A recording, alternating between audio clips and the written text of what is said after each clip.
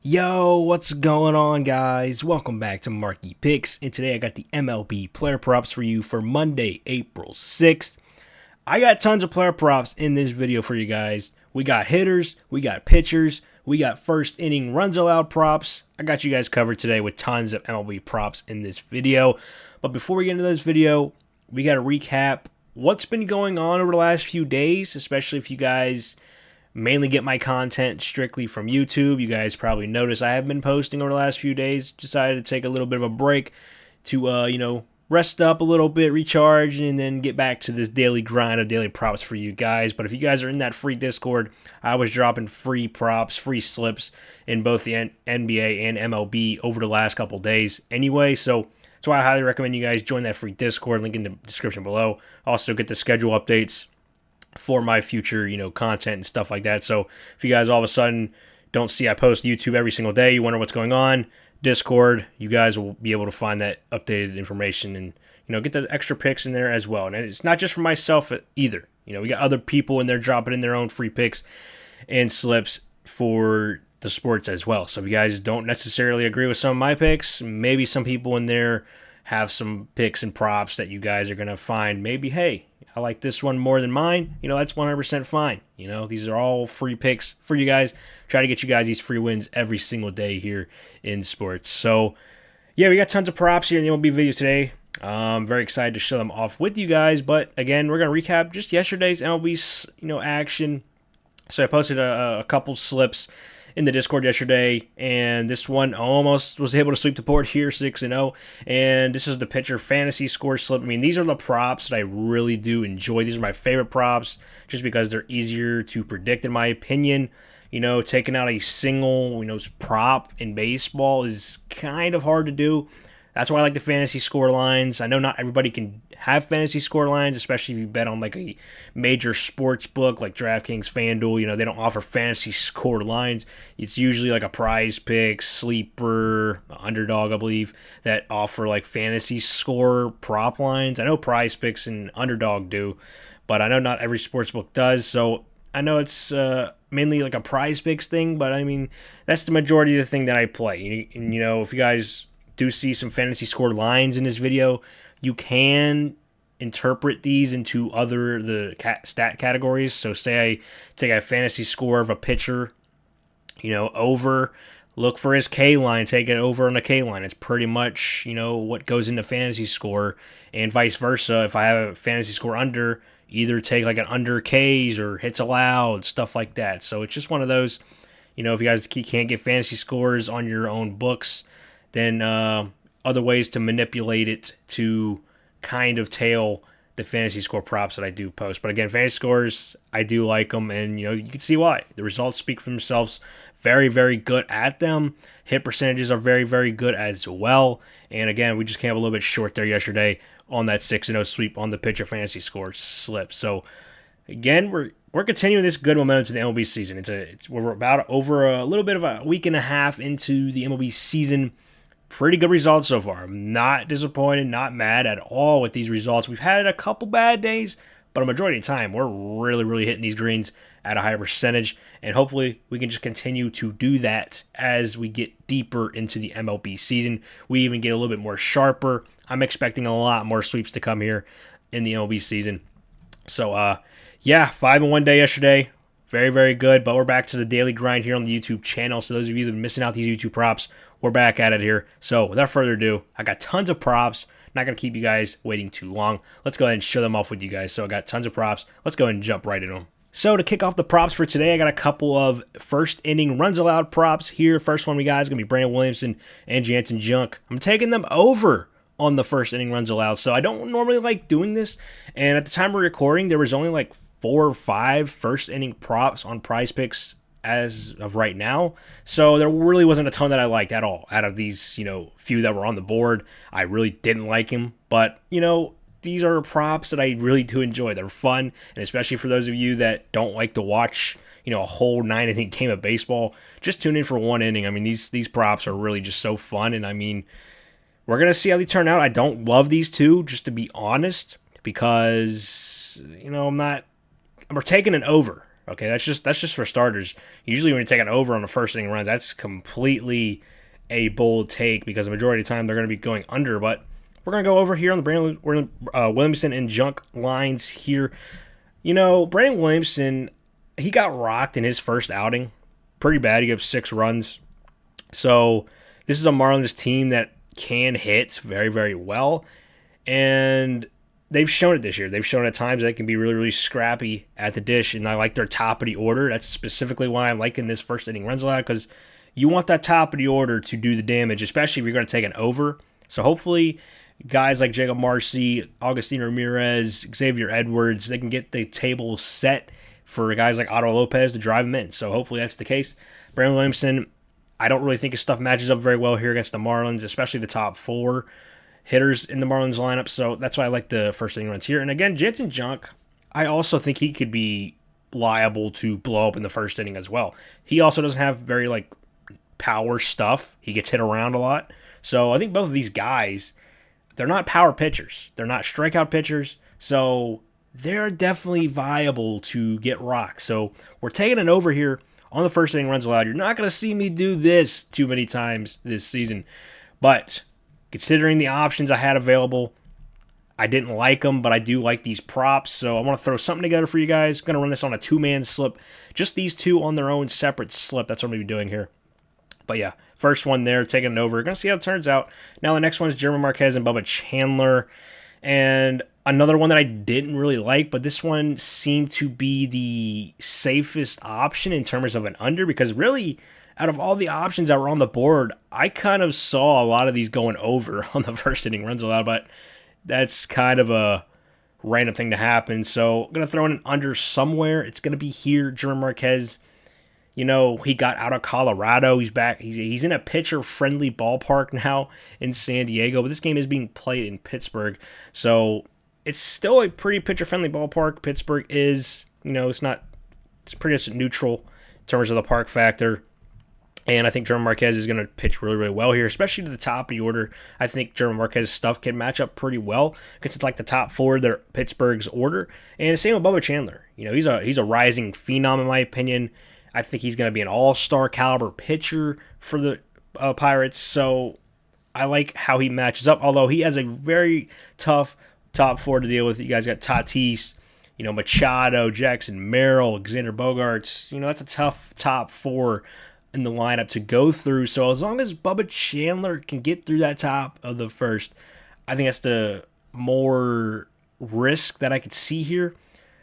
But I think Bubba Chandler, he's definitely capable of doing it. And the Padres haven't been strong, especially that top 4 in the Padres order. They have not been too strong this season. They've had some good games. They've had some bad games.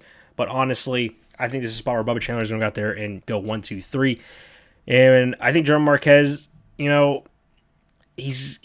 doesn't have power stuff. He's going to get hit around, I don't expect him to go out there and strike out the side by any means. But I do think even if he does give up like a base runner or 2, he's still got the caliber of stuff to get out of that inning. So hopefully that is the case. Again, not a lot that I liked, I should say, when it comes to these props at the time of recording. So again, join that free Discord. As tons of options become available in the morning, I'll find better edges on certain first inning runs allowed props. But again, I want to get something out to you guys. Hopefully these two do come through. I'm going to be running these two on their own separate slip here off of these other main props. So a little bit of a starter appetizer to kick off the props for today. Now into the main props we're going to be taking a look at are the pitching side of the thing. So Andre Palante under 3.5 pitcher strikeouts. It's going to be the first pitcher we're targeting. Got him at 3.2, and this is a very low line. It's probably a scary pick here just because it's a low line. He doesn't really need a lot to get over this line, but honestly, I've liked what I've seen out of this Nationals lineup this season. They've been pretty scrappy. They've been hitting. They've been scoring runs. And Palante's not a strikeout guy. He's not a power guy. And I honestly think that the Nationals match up really, really well here against Palante. And I think they can scrap together 4 or 5 runs off Palante, if I'm being honest, because I do like what I've seen out of this Nationals offense this year. And they definitely have some scrappy hitters. James Wood, CJ Abrams are going to anchor this lineup, but they also got other guys in there as well that can really put pressure on pitchers and run up their pitch count. So 3.5 strikeouts, it's not a lot, but this guy Palante doesn't strike out a lot of guys. You guys see his last 5 game logs. He's hovering around 3 or 4 strikeouts. He's not a guy that strikes out a lot of guys, and it's definitely not going to change this season. So he's been the same guy his whole career. He's not a strikeout guy. I would say you could call it a favorable matchup against the Nationals, but again, the Nationals offense has been pretty scrappy, so I expect that to continue, and Palante is probably not going to get the whiffs that I think this line is going to need him to get. So that's the first pitcher prop for today. Second prop I got for pitchers is going to be Jose Soriano, under 5 strikeouts. Got him at 4.3. So we got the Angels and the Braves here, and this Braves offense is looking like the Braves offense of old. The Braves offense that we've seen over like the last 4 or 5 years. They're pretty scrappy as well. And they got power. They can hit. They don't strike out that much so far this year. They have not been striking out crazy. And Soriano, he's made a couple starts so far this season. You guys can see he got 7 strikeouts against Houston, but had 4 against Chicago. And now you're playing the Braves, and I expect him to get around 4. 5. If he does get 5, we're probably going to tie here. I don't expect Soriano to get 6 strikeouts. I really don't. So at the very least here, he's going to get 5 strikeouts and tie the line. But honestly, the way this Braves offense has looked this season, they've not been whiffing.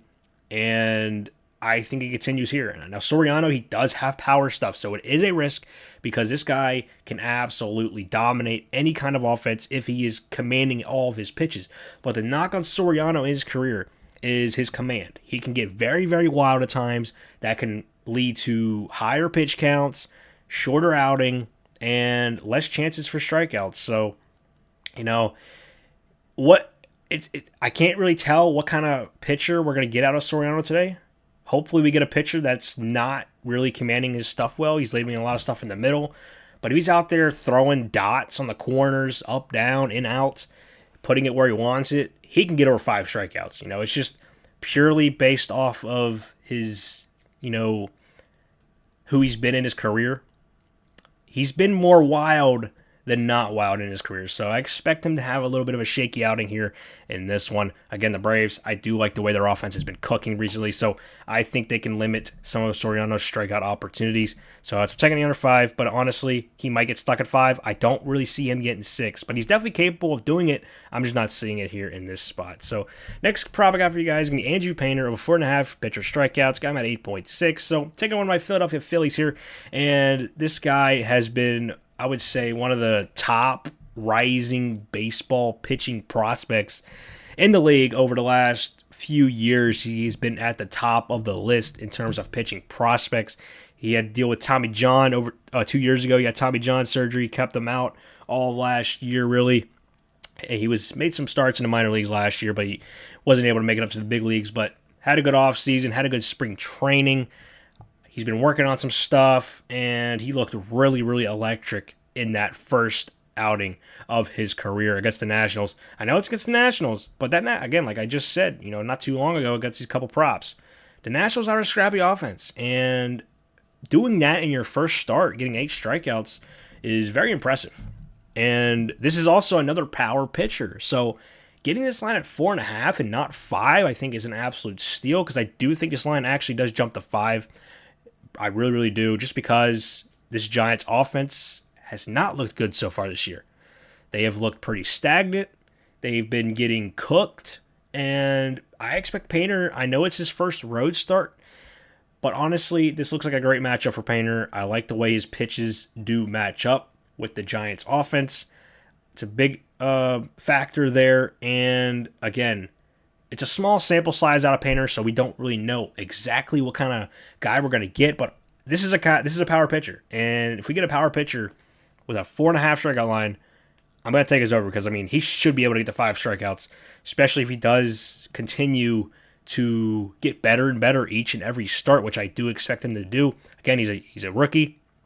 He's only got one major league start under his belt. But hopefully he can continue to build that confidence in himself to go out there and dominate on a daily basis, and I think that's what he's going to do here against the Giants. So take Andrew Painter over his strikeouts. Next one I got is going to be Casey Mize over 4.5 hits allowed. Got him at 5, and this one's a little bit more of the riskier side for me today, just because we're banking on the Twins offense to hit here, and the Twins stink. So It's a risk here, but it's a risk that I think I'm going to take. And just because I expect this Twins offense to wake up, I really do. I think they're going to have a game where they actually hit in this series. It's the first game of the series here against the Tigers. And, why not come out here on the road and get some hits? I think that's definitely the case here.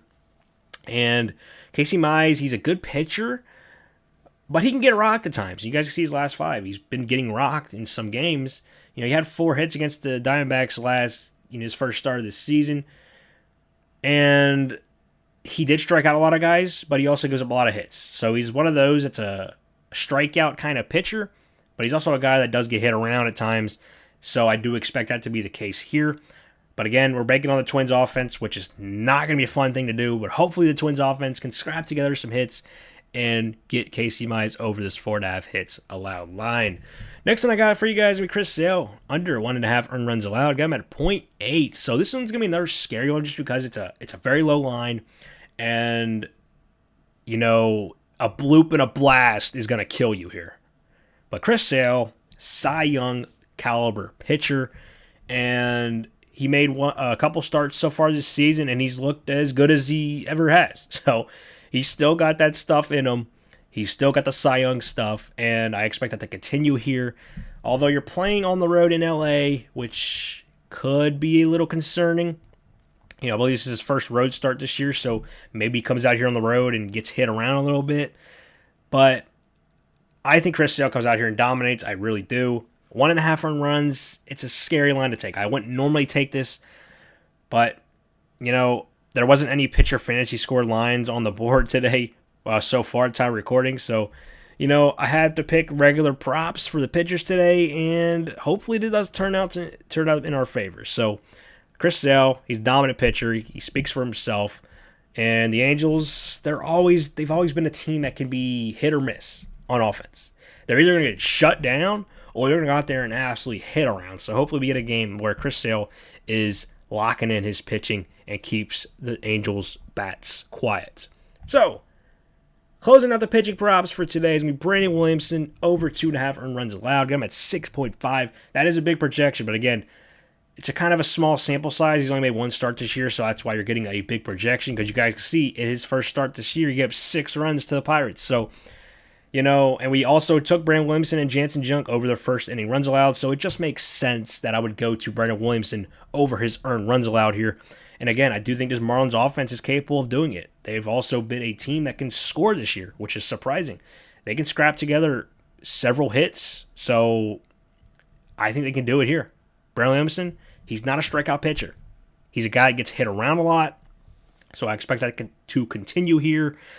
Again, we're banking on the Marlins offense, which also isn't a fun thing to do, but I do trust the Marlins offense to come out here and put together a good offensive performance. I do think that's going to be the case. And again, Brandon Williamson, he's not a guy that's going to shut down an offense by any means. I mean, he's done it in his career, but he's a guy that does get hit around a lot. So as long as the Marlins continue their approach like they have been this season, they should be able to get enough base runners on base, make enough hits and runners in scoring position spots to, put the pressure on Williamson. And I think he makes some mistakes.